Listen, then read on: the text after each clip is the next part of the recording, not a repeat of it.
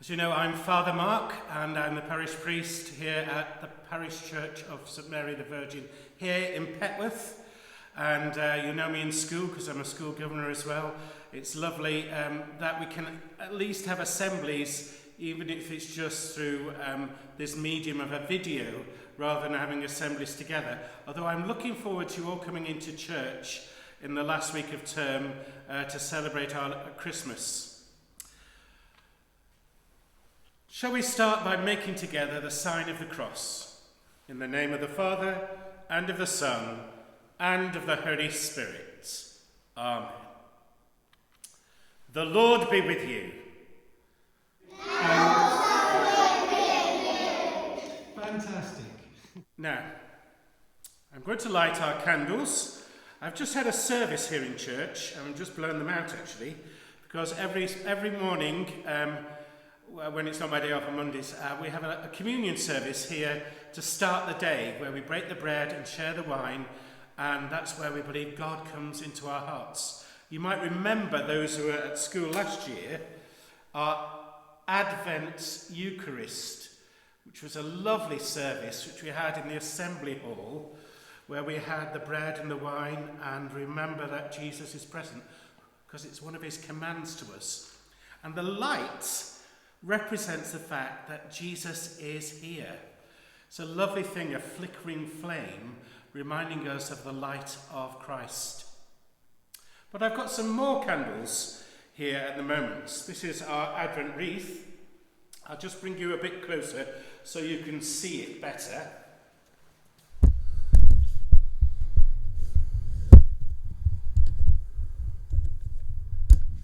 So this is our Advent wreath. And talk a little bit about Advent in a moment, but what I'm going to do, you see there's 4 candles on the outside and 1 candle in the middle. And the 4 candles represent the 4 Sundays of Advent before we get to the white candle, which represents Jesus and Christmas. So I'm going to light our first Advent candle today. There we are. Oh, it's exciting. I love the Advent wreath because it's like the countdown to Christmas. Let me just get you back so I can see you. So Advent is the season getting ready for Christmas. And there are lots of things associated with Advent. The Advent ring, representing the 4 Sundays, and each candle has a significant meaning. I'll tell you about the first candle's meaning in a moment. Some of you might have at home your Advent calendars, where you count down the last 24 days to Christmas Eve, because it's an Advent candle. It only goes down to the 24th, the 25th, of course, being Christmas Day, where we have the white candle lit. So the Advent calendars are great because it's like a countdown to Christmas. We just started them this week, and they're very, very exciting to have. I hope you have an Advent calendar at home. And of course, associated with Advent too is purple. I've just celebrated the communion service, so I'm still wearing my vestments, which is the special clothes I use when I celebrate a communion service where we break the bread and share the wine. And during Advent we wear purple because it's like a princely colour looking forward to the coming of Christmas. It's a looking forward to colour. So when we wear white and gold at Christmas, it looks even more splendid as we celebrate Jesus becoming one like us, becoming a baby, being born into the world, God's Son. So it's a very exciting time, Advent. It means coming, looking forward to the coming of Christmas, looking forward to the coming of Jesus. And a lot of the things associated with Advent is joy. It's part of our theme, isn't it, at school, that to find the joy in things, the joy in all that we do. In fact, the 3rd candle, when we come to it, represents joy. That's why it's pink, because it's about finding joy in everything. Advent is a time when we look forward. I don't know about you, whether you're ready for Christmas or not. Well, certainly we're not here in church. We haven't got a Christmas tree yet. We have to get our Christmas tree in and put all the lights in. And we've got to get ready for all the services that we're going to have and prepare them and get ready. And at home, I haven't even made the Christmas puddings yet. So I've got to get the Christmas puddings. I've got to write the Christmas cards.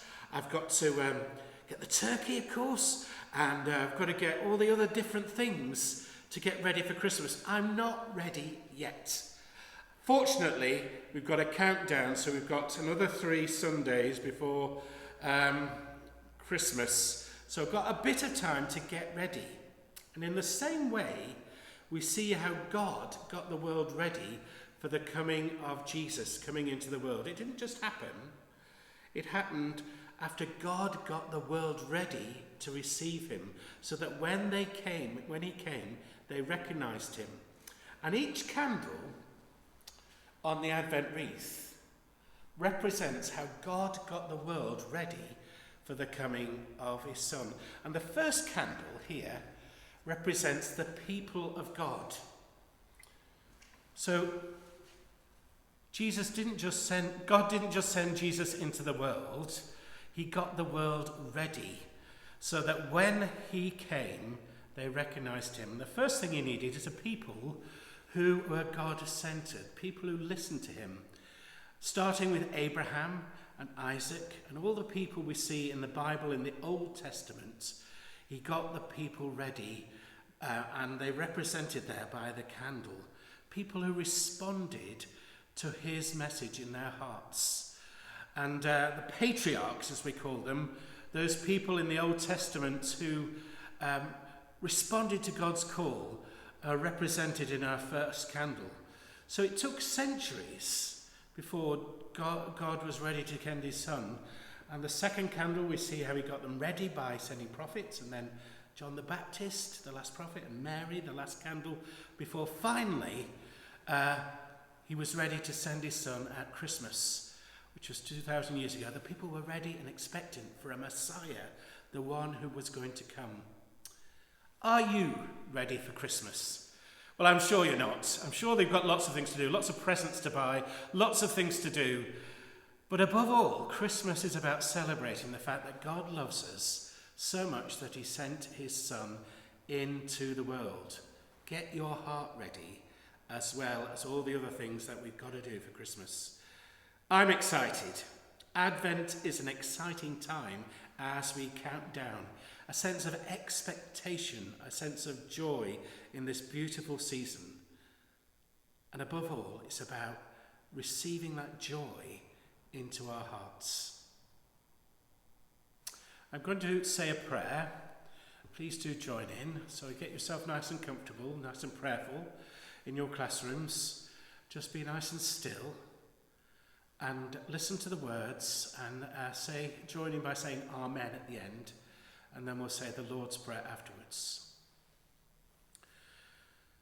Heavenly Father, we have joyful expectation of your coming to our aid. During this season of Advent, help us to find the joy in all that we do, in our school, in our lives, in our homes. Help us to be ready to celebrate Christmas, but above all, help us to be ready again to receive your love in our hearts. We make this prayer in Jesus' name. Amen. So let us together say together the Lord's Prayer. Our Father, who art in heaven, hallowed be thy name. Thy kingdom come, thy will be done, on earth as it is in heaven. Give us this day our daily bread, and forgive us our trespasses, as we forgive those who trespass against us. And lead us not into temptation, but deliver us from evil. For thine is the kingdom, the power, and the glory, for ever and ever.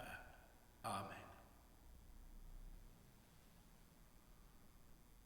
Well, I hope you have a wonderful end of last few weeks of the term, a lovely Advent filling your hearts with joy as expectation we wait to come for the Lord.